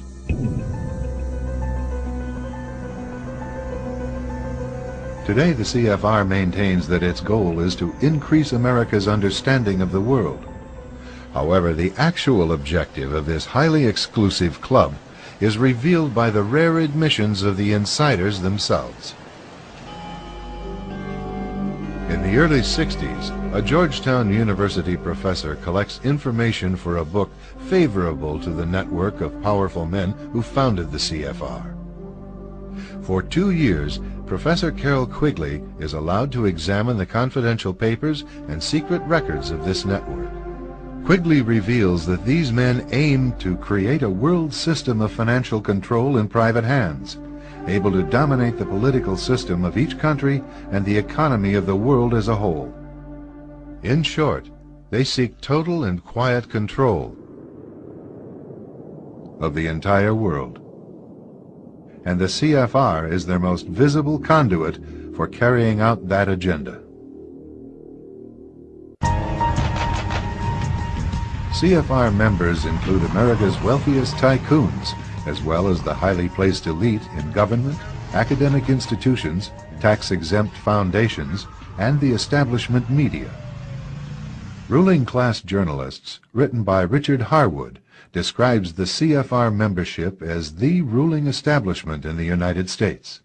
The Washington Post article boasted that news reporters who are CFR members do not merely analyze and interpret foreign policy for the United States, they help make it. Who are these policymakers? Many of their faces are familiar, NBC's Tom Brokaw, CBS's Dan Rather, ABC's Barbara Walters, Jim Lehrer of PBS, William F. Buckley of National Review, media mogul Rupert Murdoch, owner of the giant multifaceted News Corporation. These media heavyweights, and many others like them, are members of the CFR. Powerful corporations are also invited to become members. At the close of the 20th century, CFR influence presided over far-reaching consolidations of media control. In 1995, CFR members Michael Eisner of Disney and ABC's Thomas Murphy merged their media empires. Soon after the merger, the Disney-ABC empire becomes a CFR corporate member. In the year 2000, the world's largest internet service provider, America Online, joins forces with Time Warner, one of the world's largest news organizations. The CEOs favoring the move are CNN's Thomas Johnson and Time Warner's Gerald Levin, both CFR members. Once again, another media giant is created under the shadow of CFR influence. Today, an elite handful of individuals define the agendas that are supported by the empire of establishment news. This is a public service announcement. Red alert. Red alert. All 6 media corporations, Time Warner, Disney, Viacom, News Corporation, CBS Corporation, and Comcast, have one thing in common. The executives who run them belong to an international crime syndicate whose American branch is the Council on Foreign Relations. The CFR was founded in 1921 by David Rockefeller, the son of the Rockefeller banking and oil dynasty. Carroll Quigley, mentor to Bill Clinton, said in his book Tragedy and Hope, the CFR is the American branch of a society which originated in England and which believes that national boundaries should be obliterated and a one-world rule established. Although media seems to be biased, either being conservative or Democrat, the men who own these media corporations care nothing about these political parties. The job of these corporations is to keep the people divided on social issues while telling the masses of people globalization, a one-world order, and illegal foreign wars of aggression are all necessary and for your benefit. Time Warner CEO Jeffrey Bukes, CFR member. John S. Chen, Board of Director of the Walt Disney Company, CFR member. George Soros, financier of Media Matters, CFR member. Rupert Murdoch, CEO of News Corp, CFR member. Leslie Stahl, co-editor of 60 Minutes, CFR member. Brian Williams, NBC anchor, CFR member. Be sure to call the Satanic Council on Foreign Relations and verify what has just been told to you. Among CFR's most renowned members are David Rockefeller, Henry Kissinger, Bill Clinton, former Secretary of State Madeleine Albright, Hungarian-American billionaire George Soros, Supreme Court Judge Stephen Breyer, Low CBS Network's President Lawrence A. Tisch, former U.S. Secretary of State General Colin Powell, General Electric's former chairman and CEO Jack Welch, current U.S. Secretary of State Condoleezza Rice, W. Thomas Johnson, President of CNN, and Katharine Graham, President of the Washington Post, Newsweek, International Herald Tribune Group. That's not to mention Alan Welsh Dulles, founding father of the CIA, and banker Paul Moritz Warburg, who was born in Germany and emigrated to the United States, where in 1913 he drew up and promoted the legislation that would create the Federal Reserve Bank. This is the American Central Bank, whose capital is not public, as would normally be expected, but is instead in the hands of private banks. Both the IMF and the World Bank have come in for some heavy criticism over many years for their lousy management of world crises, when instead of acting like last resort moneylenders, as their mission states, they became involved in dictating the macroeconomic policies of deeply indebted nations, drowning them in more and more debt. This policy had catastrophic results for countries such as Brazil, Argentina, Turkey, and Mexico. Joseph Stiglitz, Nobel laureate for economics, has repeatedly attacked the performance of the fund, suggesting that it was the true cause of many of the aforementioned crises. This cannot be brushed off as hearsay, since Stiglitz was chief economist and senior vice president of the World Bank from 1997 to 2000. In other words, an insider. It came about because the bankers, this has been a fight throughout history. I mean, Andrew Jackson fought the fight, Thomas Jefferson fought the fight.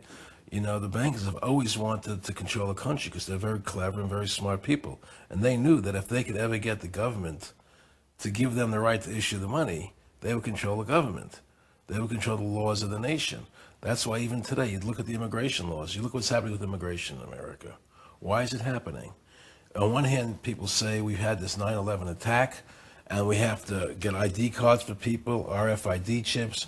Everybody has to be identified. They have to go to the airport. They have to be searched. Right. Right? Everything is, we got security's foremost in everybody's mind, right? But on the other hand, I know if I were the president and 9/11 came, the first thing I would do was shut off the borders so nobody can come in there. So on one hand, they're telling Americans they have to be controlled with ID cards and RFID chips and wanting to chip people. And on the other hand, they're letting everybody come into the border. Terrorists, whoever wants to come in, can just walk over the border and come into the country. So you know it's a lie. It's not about terrorism.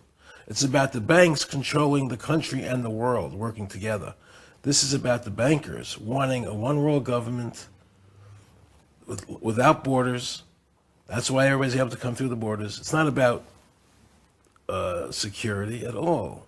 And so the situation we're facing today is we have a government that's controlled by the Federal Reserve System, and the Federal Reserve System has this appearance of credibility, and Alan Greenspan's the greatest guy in the world, and now Bernanke, you know, and all these guys, oh, the Federal Reserve, you got to have the Federal Reserve.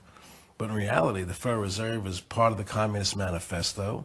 They talk about America having, being a capitalistic society, you know, but yet you have a central bank that makes all the decisions.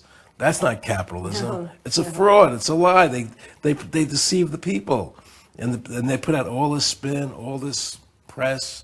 You know, the Federal Reserve is the greatest thing in the world, and they're going to protect us, and they're going to make sure there's no more depressions in this country. What they've done is destroy the currency of this country, and they've taken all our gold while destroying the currency. And at some point, they're going to probably pull the plug and create the Greater Depression. You know. And we're talking you have to get rid of corporate America. You have to get rid of the power that they have. You have to greatly control every transaction and what's going on there. And basically, you have to make them impotent. Because as long as they have the power, they're going to continue to exploit and manipulate the working class. All the cops are, they're just workers for the 1%, and they don't even realize they're being exploited. What kind of relationship do you have with the cops? Or do they see you as being one of them, or they're trying to get me arrested? They're trying to get you arrested. And I may disappear. Okay, but as soon as I'm not going to go to prison. But as soon as I'm let out of jail, I'll be right back here, and they'll have to arrest me again. And is it happened to all of us? At least. To be allowed to join the select 4,200 members the CFR has today, it is mandatory to be American, or to be about to obtain American citizenship. The council is loaded with top executives of financial institutions, powerful industry leaders, and mass media executives. Academics and scholars, high-ranking military personnel, politicians, public officers, deans of universities, and research centers are also welcome.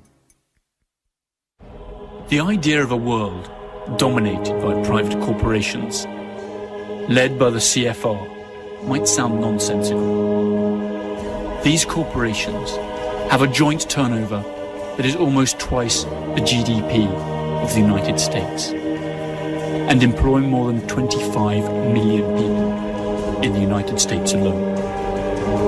Their power is surely already strong enough to twist some political arms worldwide.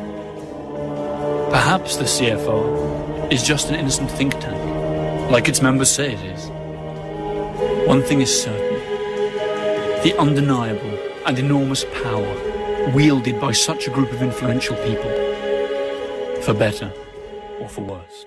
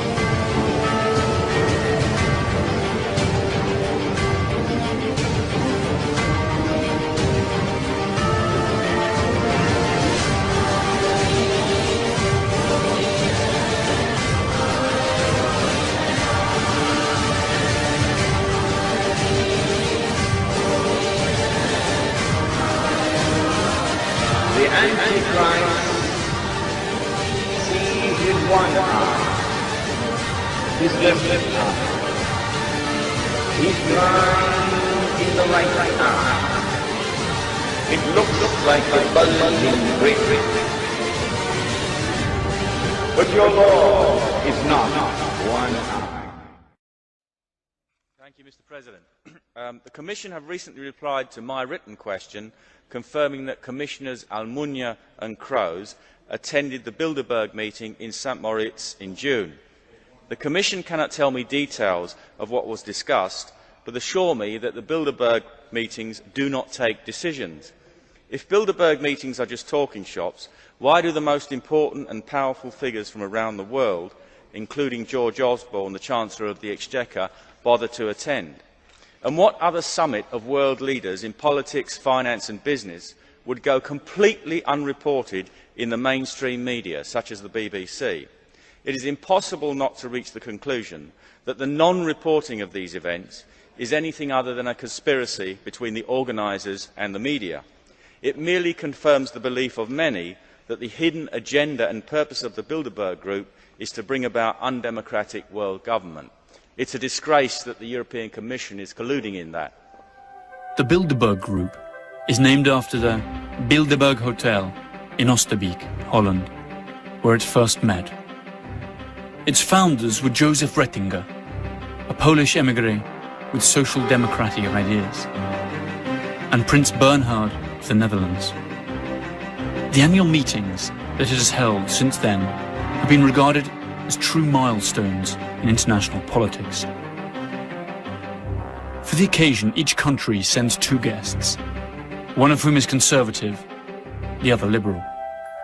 According to Prince Bernhard, the group was created as an entity destined to fortify the North Atlantic unit, to stop Soviet expansionism, and to promote cooperation and the economic development of the countries of the West. The venue, the agenda, and the participants are not secret. What remains undisclosed, however, are the topics discussed, since the meeting is held behind closed doors, and no detailed reports are published. The conference takes place during a weekend in May, and lasts 3 full days, usually a few weeks before the G8's annual meeting. A fleet of black limousines drives the guests to a luxury hotel or palace of choice. Security is tight and includes members of the attending countries' secret services. Past and present participants of the Bilderberg Group include the CEOs of France Telecom, Coca-Cola, Danone, Heineken, JP Morgan Chase, high-ranking British, American and European officials and cabinet members, and the editors of newspapers such as El País, La Repubblica, Le Figaro, the New York Times, Die Zeit, and the Wall Street Journal, among others. The items on the Bilderberg agenda vary very little from meeting to meeting. A state-of-the-world analysis, discussions on security in the West, debates on economic and political trends in the developed countries, as well as discussions on nuclear energy and lately biotechnology. Other famous guests at the group's meetings have included Giovanni Agnelli, then president of Italy's Fiat auto giant, and Henry Kissinger.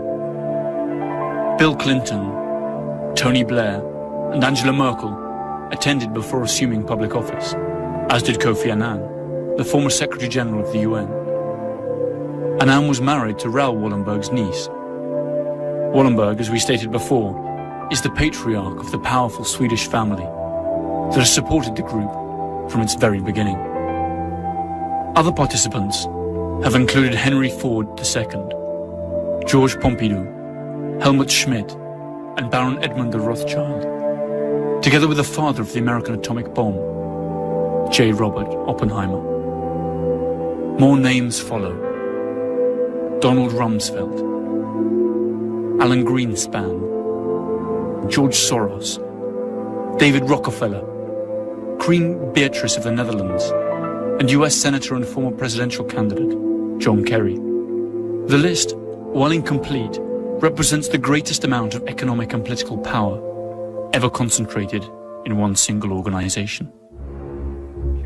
Something must replace governments, and it seems to me that private power is the adequate entity to do it. Half-century, an elite organization called the Bilderberg Group has met annually all around the world in total secrecy, behind closed doors and with no official press coverage. It started in 1954 when the world's most powerful people joined forces in the Netherlands at Hotel Bilderberg, where Prince Bernhard, a former Nazi party member, was integral in its formation. Last year it was in Zurich, Switzerland. It was believed that the group discussed how to handle the Arab Spring at that conference. And this year they're meeting in the wealthy city of Chantilly, Virginia, right next to Washington, D.C. The group is comprised of 130 or so of the world's top elites in politics, banking, food, oil, media, and national defense. Some of the most notable attendees have been Ben Bernanke, Bill Clinton, Timothy Geithner, Bill Gates, Tony Blair, and Colin Powell. Others include Queen Beatrix of the Netherlands, Prince Charles, George Soros, and Alan Greenspan. Henry Kissinger and David Rockefeller are integrally involved as members of the Bilderberg Steering Committee, which is responsible for carefully crafting who will be attending the meetings every year. Some have called the Bilderberg Group a harmless think tank or just a discussion group, but people who have been following it for years say there's something much more sinister at the root. They claim that the group gets together to plan world policy for a new world order of global domination at the subjugation of the rest of humanity. Unfortunately, you won't hear much of a peep about the group's dealings or even the existence of it on the corporate media. This could be because the media moguls that have attended are sworn to secrecy. Check out what Rockefeller has said about the media coverage of Bilderberg. In his memoirs, multi-billionaire David Rockefeller said, quote, "Some even believe we're part of a secret cabal working against the best interests of the United States, characterizing my family and me as internationalists, and of conspiring with others around the world to build a much more integrated global political and economic structure. One world, if you will. And if that's the charge, I stand guilty, and I'm proud of it."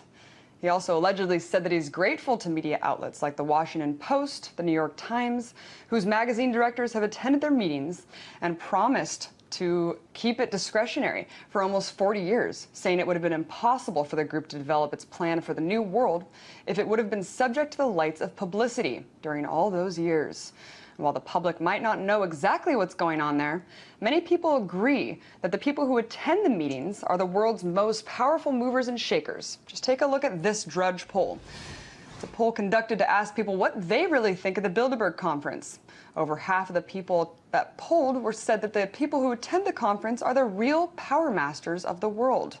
14% say they think it's just a false conspiracy theory, and 35% say it's a little bit of both. Nonetheless, the secret meeting is definitely coming more and more into the public eye, whether the participants want it to or not. Meanwhile, while Bilderberg attendees were questioned by independent journalists about what really goes on there, they completely skirt the issue or even deny having attended in some instances. So what is really going on in these meetings? Well, all weekend I'll be in Chantilly, Virginia, covering the Bilderberg Group to see if we can get a scoop about what the people there are thinking. Thousands are expected to protest, and they'll be there in protest at the conference. They're a bunch of criminals. They're a bunch of criminals. They've taken over our government. He who makes the money makes the rules.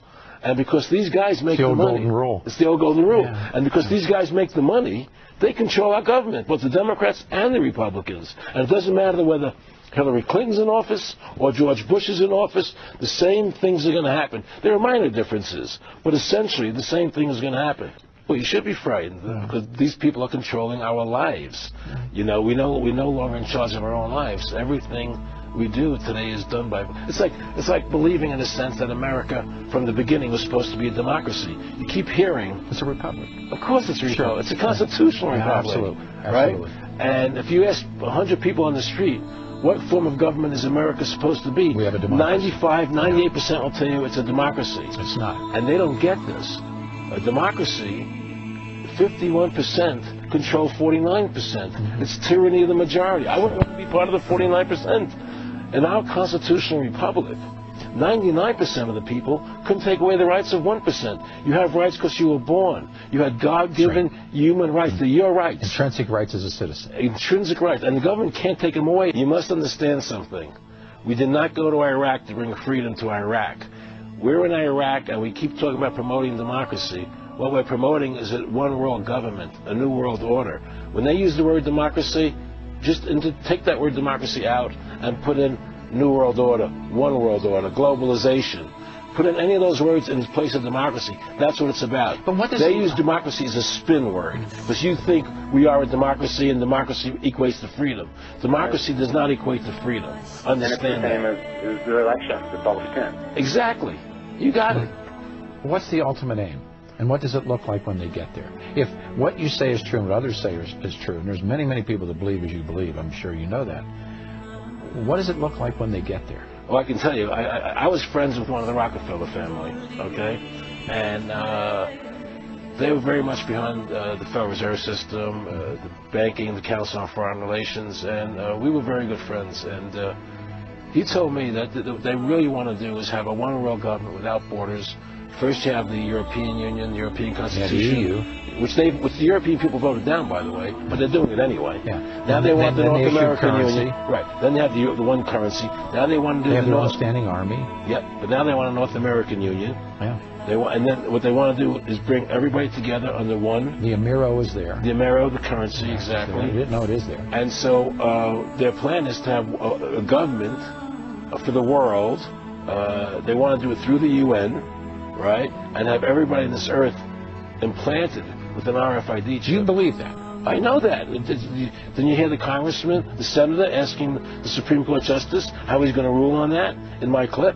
You think he asked them for no reason? They're already implanting people with chips. The national ID card, which becomes law by May 2008, it's going to have an RFID chip in it. Okay, everything is done in stages. After the RFID chip goes in the card and in your passport, it's going to go into your body. That's what they're going to try and do. There's no question about it. And they're not going to do it through law. They're going to do it because you won't be able to live without it. All your money is going to be in that chip. I think Waco is my tipping point. When I saw what happened to Waco, I said, I'm going full-fledged. This is disgusting. They killed all those people for no reason. There was no need for those people to die and to be killed in that fire and burned to death. That was the most disgusting event. The war in Iraq, a disgusting event. When I heard Rumsfeld talking about shock and awe, oh, let's everybody go home, watch on television shock and awe, as if it was a 4th of July fireworks. There are people under that concrete being killed and maimed, children and women and men dying for no reason. For no reason, you know? I had a friend, one of the Rockefellers, he said to me, Aaron, what do you think women's liberation was about? And I said, I think I had conventional thinking. And I said, I think it was about women having equal right to work with men, equal pay, you know. He said, you know what, Aaron, you're an idiot. And he started to laugh at me. I said, what do you mean? He said, you want to know what that was about? I said, tell me. He said, we, the Rockefeller Foundation, financed that women's lib movement. You want to know why? For 2 reasons. Half the population wasn't taxable before. And the second reason is, now the kids go to our schools at an early age, and we mold them. There's no more family at home to take care of the kids. The state becomes the family now, Aaron. You get it? And that's how this country is working. It's run by evil. It's run by evil forces. And people in this country better wake up to the truth and save this country from what's happening. David Rockefeller, also a member of the CFR, requested that his fellow Bilderberg members include Japanese representatives in the group, but the idea was turned down.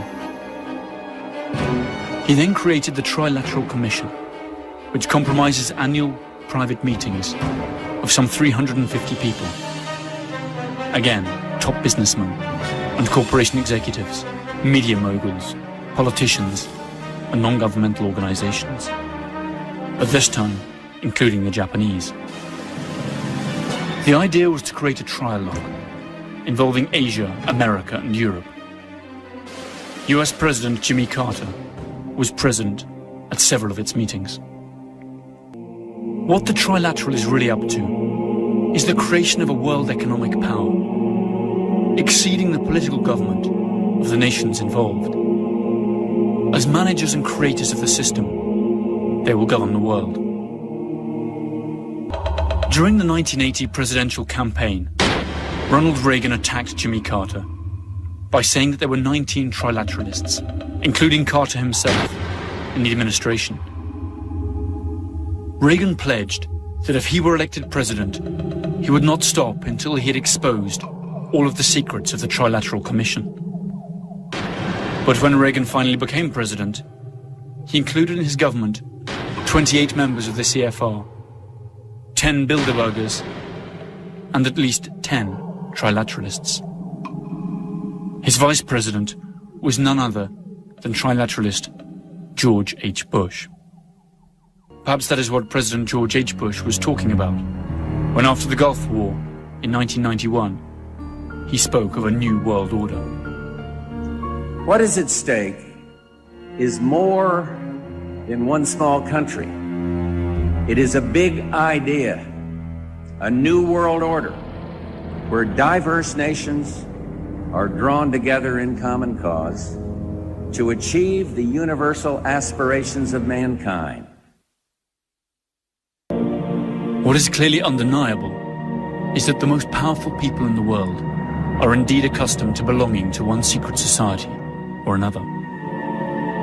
Currently, there are 3 societies that seem to have a monopoly on influencing global policy from behind the scenes. Skull and Bones, the Council of Foreign Relations, and the Bilderberg Group. According to their critics, they're not different organizations, but the 3 heads of the same monster that is dead set on dominating the world through control of labor, capital, and land. It's a beginning of global governance.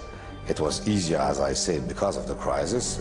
And if something has been understood by the layman during this crisis, is that globalization is no more only a topic for lectures and conferences. That's a reality. We need this. And I think everybody had clearly understood that now it's impossible to find a domestic solution to global problem. We're entering now the second phase of this attempt to build some global governance. Maybe in layman's terms, this is one part of the government lending another part of the government money, which would not lead to long-term confidence once the American people understood the basics a little bit better.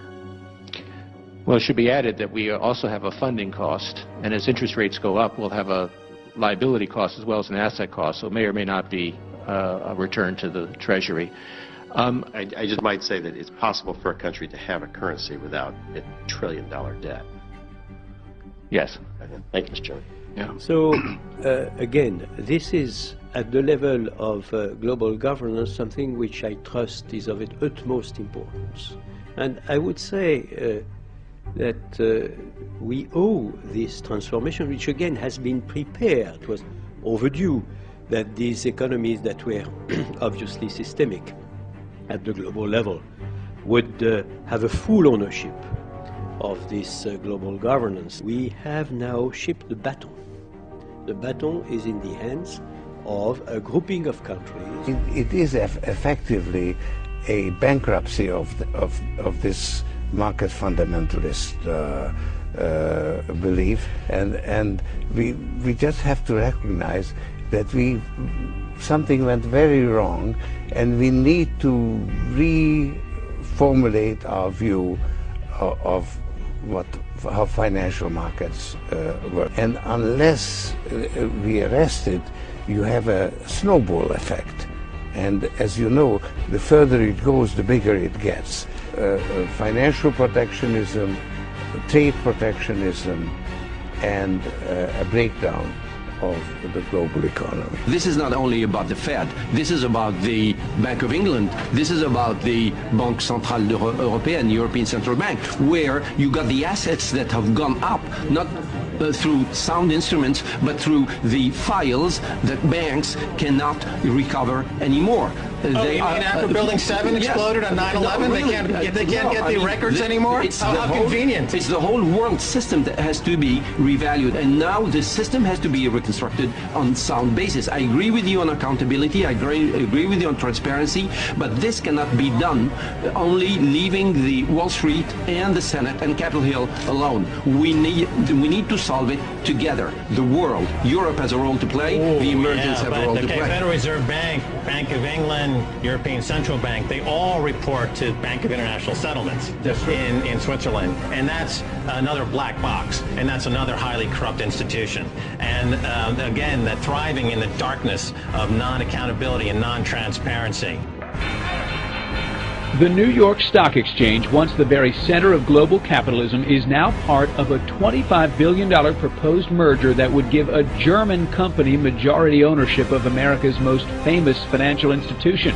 The planned merger with Frankfurt's Deutsche Börse Stock Exchange is symbolic of New York City's fading dominance on the world stage. In this new world, such dangerous currents have swept along faster than our efforts to contain them. And that is why we cannot afford to be divided. No one nation, no matter how large or powerful, can defeat such challenges alone. None of us can deny these threats or escape responsibility in meeting them. In this new century, Americans and Europeans alike will be required to do more, not less. Partnership and cooperation among nations is not a choice. It is the only way, the one way. The IMF and the EU Commission and the European Central Bank are not in Dublin today as friends of the Irish people. They are here to enforce the writ of the financial markets. They are here at the beck and call of the big bankers, the bondholders, the hedge fund operators, who are dictating the policies in Europe at the present time for the simple purpose of getting back the tens of billions of bad debts that they gamble on Irish developers and Irish bankers. And we're saying that the Irish working class, working people, poor people, pensioners, unemployed, should not pay a cent towards those bad debts. EU leaders meeting in Brussels have agreed to set up a, quote, permanent mechanism to save Eurozone economies sinking in debt. They promise to do whatever is required to safeguard the common currency.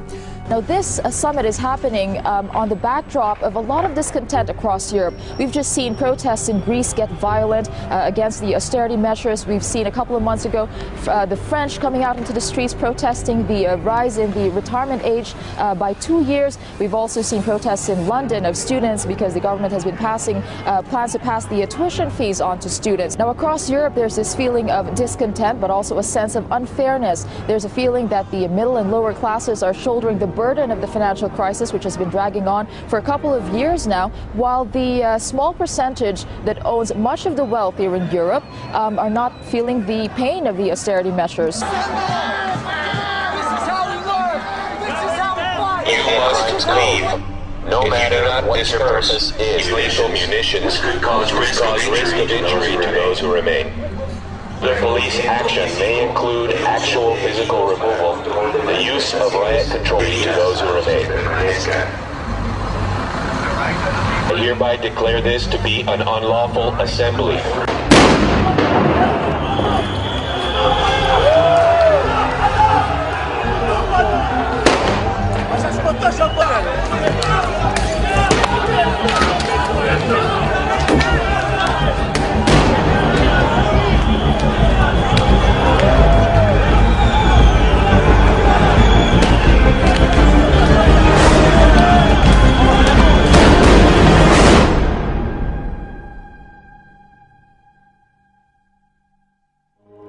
Since the Industrial Revolution, we will see a fascinating sequence of events unfolding that seem to prove the conspiracy theory, or at least provide major arguments for it. First, the ever-increasing concentration of cash and other resources in a few private hands, such as banks and gigantic multinational corporations. Corporations whose revenues are equivalent to the GDPs of entire countries, and whose mere survival demands more and more profits year after year, no matter the social cost.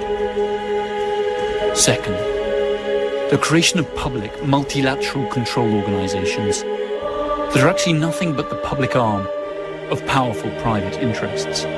These organizations include the American Federal Reserve, the World Bank, and the IMF. Third, the undeniable advance of the process known as privatization.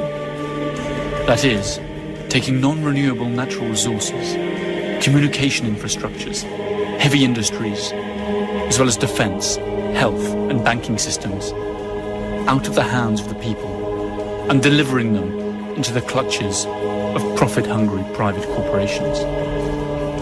Fourth, the phenomenon of cultural and financial globalization that in truth amounts to little more than the imposition of a dominant cultural and economic system upon those of peripheral countries. Fifth, the creation of worldwide conflicts and stereotypical enemies to manipulate public opinion and destroy any possibility of discussion or dissent, leading to the actual loss of many of the most elementary democratic rights. The US Patriot Act of 2001 is a good example of this. When panic attacks, people tend to accept more and more control. Finally, and most interesting of all, that almost all of the key players of these events, those who are really taking the decisions and hold the true political and economic reins of the West by being in command of its capital, armed forces, or even votes, are coincidentally grouped in just a few societies that meet behind closed doors.